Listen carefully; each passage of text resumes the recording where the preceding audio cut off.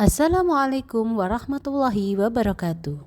Kali ini kita akan menyimak aksi nyata calon guru penggerak angkatan 7 modul 1.4 Budaya Positif.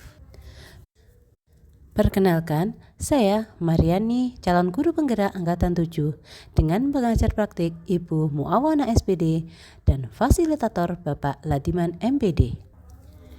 Latar belakang aksi nyata budaya positif adalah Standar Nasional Pendidikan mensyaratkan bahwa pelaksanaan pembelajaran seharusnya diselenggarakan dalam suasana belajar yang interaktif, inspiratif, menyenangkan, menantang, memotivasi peserta didik untuk berpartisipasi aktif, dan memberikan ruang yang cukup bagi prakarsa, kreativitas, kemandirian sesuai dengan bakat, minat, dan perkembangan fisik serta psikologis peserta didik.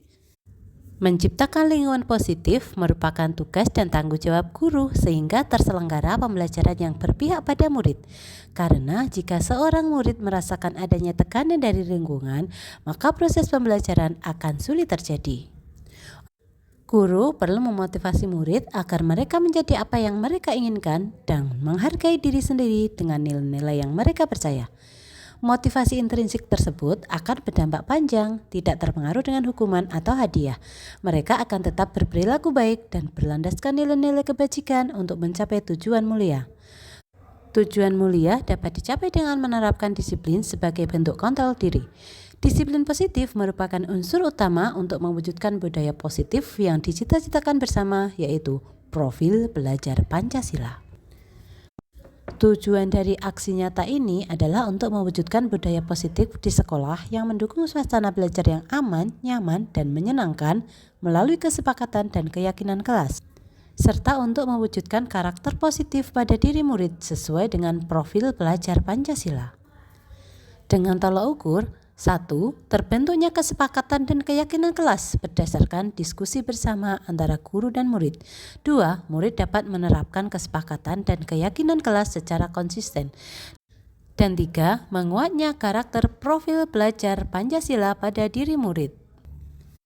Lini masa tindakan yang akan dilakukan adalah mengajukan gagasan kepada kepala sekolah, membuat kesepakatan dan keyakinan kelas, sosialisasi budaya positif kepada rekan sejawat, menumbuhkan dan membiasakan penerapan kesepakatan dan keyakinan kelas, serta memantau, mengevaluasi, dan merefleksi penerapan budaya positif.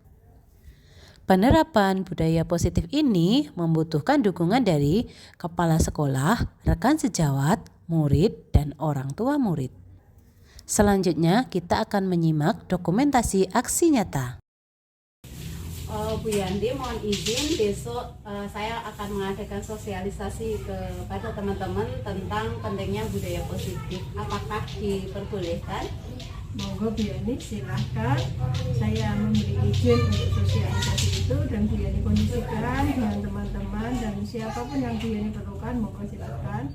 Untuk keperluan lainnya, kita juga akan selalu mendukung Bu Yani. Baik, terima kasih. Boleh dilakukan kelas ini apa? Nggak boleh marah-marah, nggak boleh teriak, apa mas? Nggak boleh mukul, nggak boleh buang sampah sembarangan, nggak boleh buang sampah sembarangan, nggak boleh malas belajar, nggak boleh malas belajar, apa gimana? Manot apa sampah? Buang sampah di mana? Di tengah.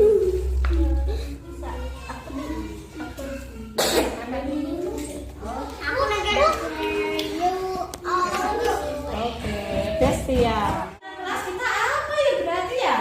Tulisan Bu Yani di sini ya. Satu tadi apa keyakinan kelas kita? Keyakinan kelas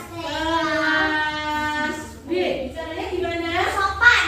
Berbicara sopan. Pinter.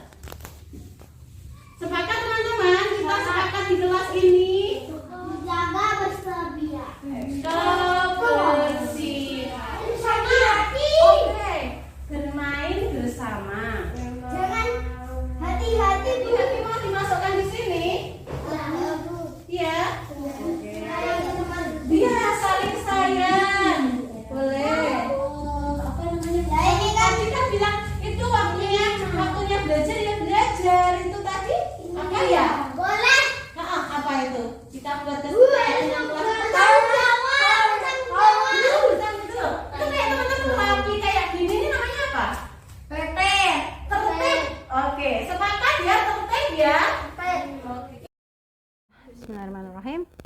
Assalamualaikum warahmatullahi wabarakatuh. Waalaikumsalam warahmatullahi wabarakatuh. Baiklah teman-teman, terima kasih atas waktu yang telah disediakan untuk kegiatan sosialisasi disiplin positif ini. Monggo silahkan dibuka filenya ya, tentang disiplin positif. Langsung saja, kalau menurut teman-teman disiplin itu apa sih? Disiplin itu tertib. Tertib, apalagi kalau menurut Bu Umi apa? Menurut saya disiplin itu ya berarti tertib. Tertib, sama ya. Selama ini kita memahami disiplin adalah sesuatu berkonotasi negatif ya, bahwa disiplin itu sesuatu yang berat, kemudian apa namanya, intinya sesuatu yang tidak mengenakan begitu ya. Ya, kalau secara asalnya itu disiplin berasal dari kata disiplina ya, yang artinya belajar begitu. Itu berasal dari bahasa Latin ya. Sebenarnya disiplin itu adalah sesuatu yang bermanfaat untuk menggali potensi menuju sebuah tujuan yang ingin dia hargai. Itu tujuannya apa begitu. Dan disiplin ya apa, menciptakan apa ya namanya, istilahnya kebiasaan baik lah. Kalau disiplin itu kan berarti menciptakan kebiasaan baik ya Bu ya. Iya, iya benar sekali ya, bahwa kalau selama ini kita menganggap disiplin adalah sebuah ketidaknyamanan, sebuah paksaan begitu ya. Tapi sebenarnya adalah sesuatu yang baik untuk menggali potensi menuju satu tujuan tadi ya. Tujuannya apa gitu ya. Kalau dalam pendidikan kita ya, yang saat ini ya, goal setting pendidikan kita itu adalah, ada yang tahu goal setting pendidikan Indonesia apa? Belum. Profil pelajar Pancasila. Tujuan mulianya yaitu dimensi dari P3 itu tadi. Apa saja? Ketiga. Beriman, bertakwa kepada Tuhan, mandiri, benar kritis, berkebinekaan global, gotong royong, kreatif begitu ya.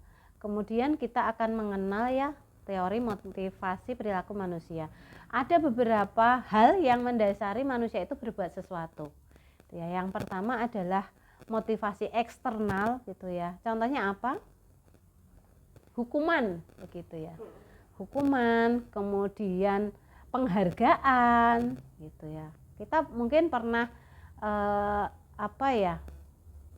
mengiming-imingi anak untuk agar dia disiplin. Nanti kalau kamu tertib tak kasih permen. Nanti kalau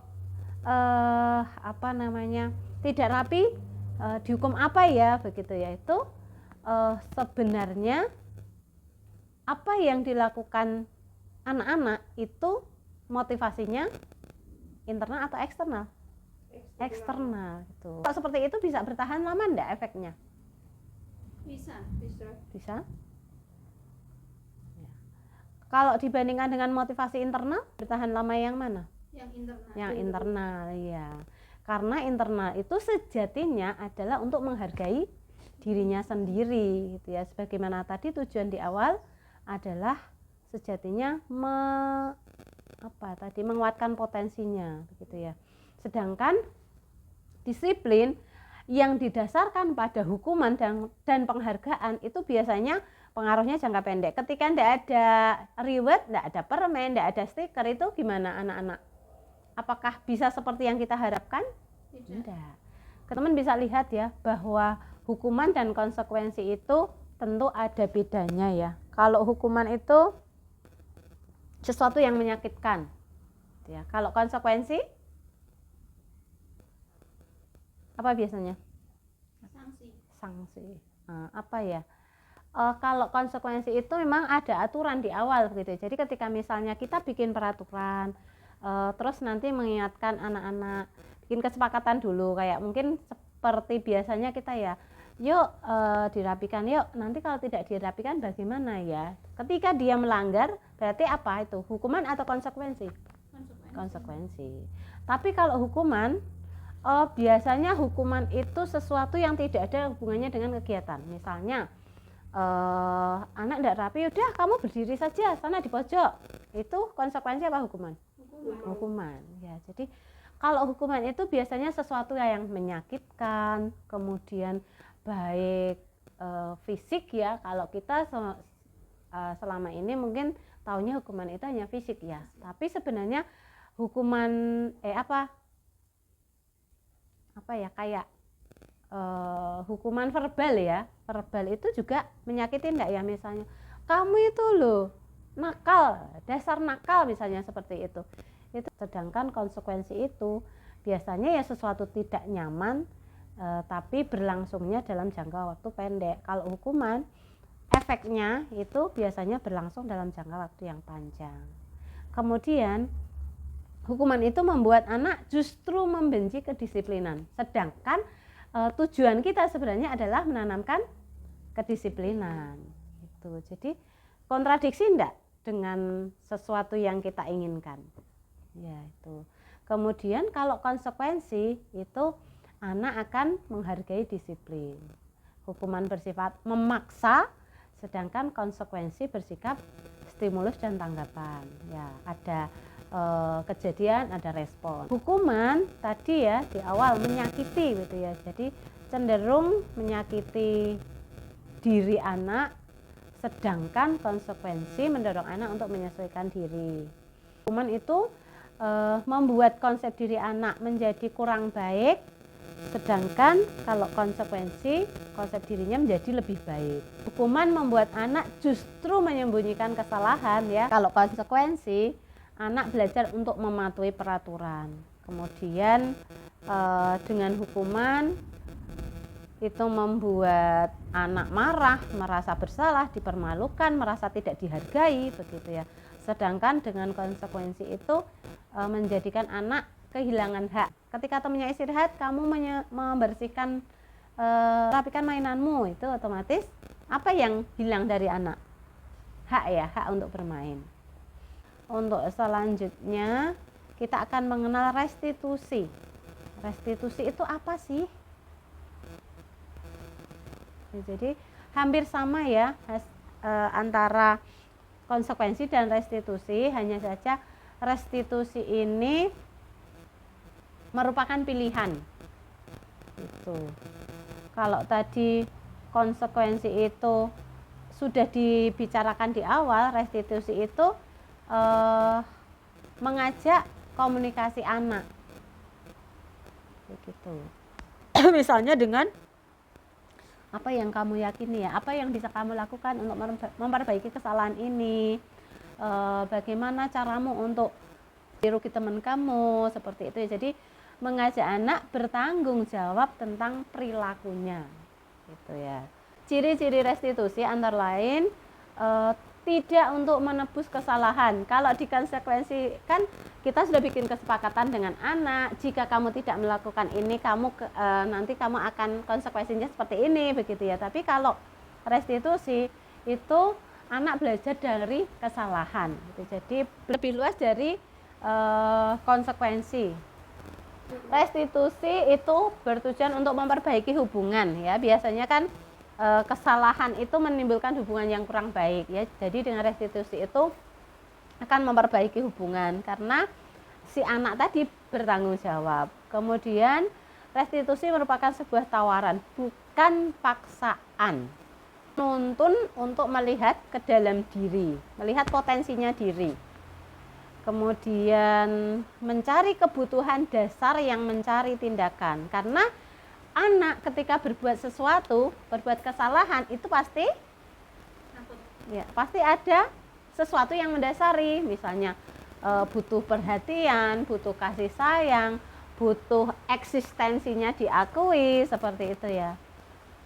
Dan restitusi diri adalah cara yang paling baik. Kemudian fokus pada karakter ya, fokus pada pembentukan karakter, bukan tindakan. Juga fokus pada solusi, dan yang terakhir mengembalikan murid yang berbuat salah pada kelompoknya ya. Jadi kalau mungkin tadi sempat merasa terkucilkan, dengan restitusi ini meningkatkan percaya diri anak untuk dia kembali ke komunitasnya. Untuk selanjutnya kita akan mengenal kebutuhan dasar manusia. Tadi kan salah satu ciri restitusi adalah apa yang dilakukan itu pasti ada alasannya, begitu kan. Lah, alasan ini adalah kebutuhan dasar manusia. Kebutuhan dasar manusia ada berapa? Bisa dibuka di page 11 ya. Kebutuhan dasar manusia ada 5. Ya. Yang pertama kasih sayang dan rasa diterima, kemudian penguasaan, kebebasan, kesenangan, dan bertahan hidup. Jadi anak berbuat sesuatu itu pasti ada alasannya, salah satu di antara 5 kebutuhan dasar itu.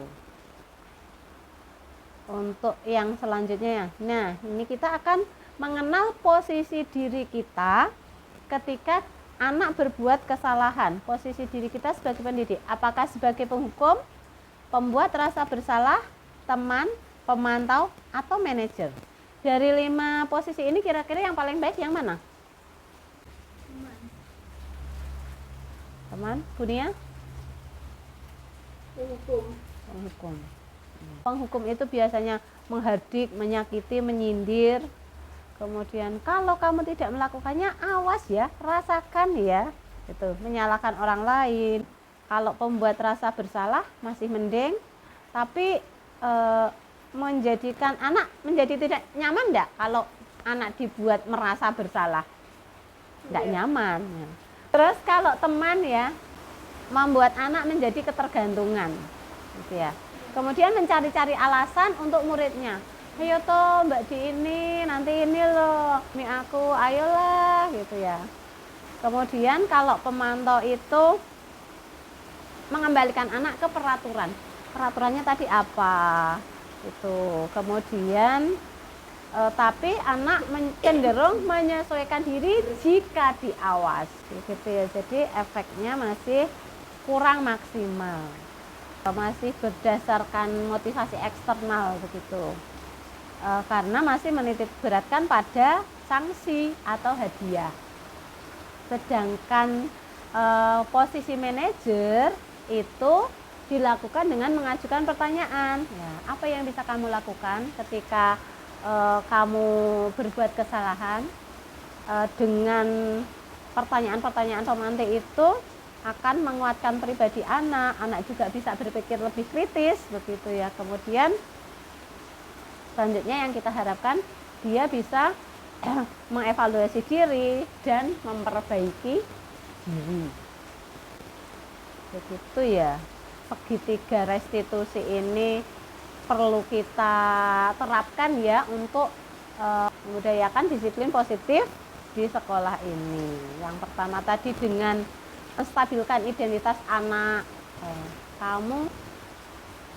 Kamu tadi melakukan apa? Enggak apa-apa. Bu guru juga pernah melakukan. Enggak apa-apa, setiap orang juga pernah kok berbuat kesalahan, gitu ya. Jadi ngeyem-yemi gitu. Kemudian yang selanjutnya adalah menanyakan keyakinan, gitu. Apa yang keyakinan kelas kita apa ya? Kemudian kamu ingin menjadi seperti apa ya? Kita ingin kelas kita seperti apa ya? Dan yang terakhir adalah memvalidasi kebutuhan. Jadi mengapa kamu melakukan ini? Apa yang bisa kita lakukan untuk memperbaiki kesalahan? Seperti itu ya. Jadi itu langkah kita untuk menanamkan disiplin positif pada anak melalui segitiga restitusi ini tadi. Ya, nanti untuk lebih jelasnya teman-teman bisa buka kembali ya di slide yang sudah saya share. Monggo silahkan ditindaklanjuti dan terutama kita terapkan di kelas kita masing-masing untuk mewujudkan budaya positif, disiplin positif. Begitu teman-teman, terima kasih banyak atas waktunya, semoga bermanfaat. Wassalamualaikum warahmatullahi wabarakatuh. Dista kenapa? Iya. Dista, salah enggak kalau kayak gitu? Enggak salah. Kemudian kita Merusak punya temannya itu enggak salah. Enggak salah. Terus yang benar apa? Yang salah apa menurut Sista kalau kayak gitu itu nggak salah? Ini kasihan ini, abang nangis nih.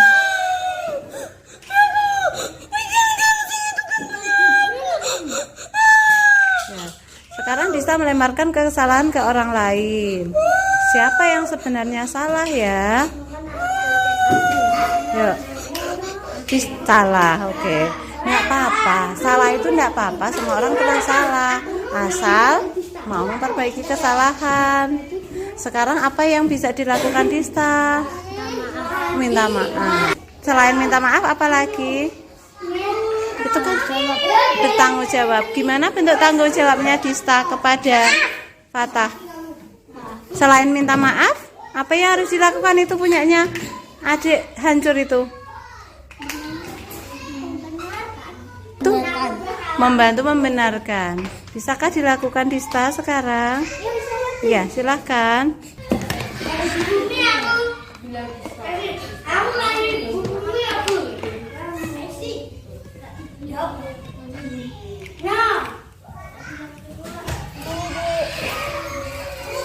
Terus? Waktu bikin spinner, apa yang terjadi tadi ya? Oh, dirusak siapa tadi? Dista. Kenapa tadi Mas Dista merusak? Iya, tadi kenapa merusak? Oh, katanya diberesin. Maksudnya mau membereskan. Iya, tapi sudah minta izin belum sama Fatah? Belum. Berarti kalau kayak gitu tuh keliru apa enggak? Belum minta izin. Keliru. Kita itu boleh keliru enggak sih teman-teman? Harus benar terus. Boleh keliru enggak? Boleh salah enggak? Boleh. Enggak apa-apa, salah itu boleh kok. Tapi Mama nggak marah. Iya, tapi harus minta maaf. Bu Guru marah enggak? Enggak marah. Asal kayak anak kelas kita itu loh. Apa? Bertanggung jawab. Ya. Tadi Mas Dista sudah bertanggung jawab belum? Belum. Sudah. Apa tanggung jawabnya tadi?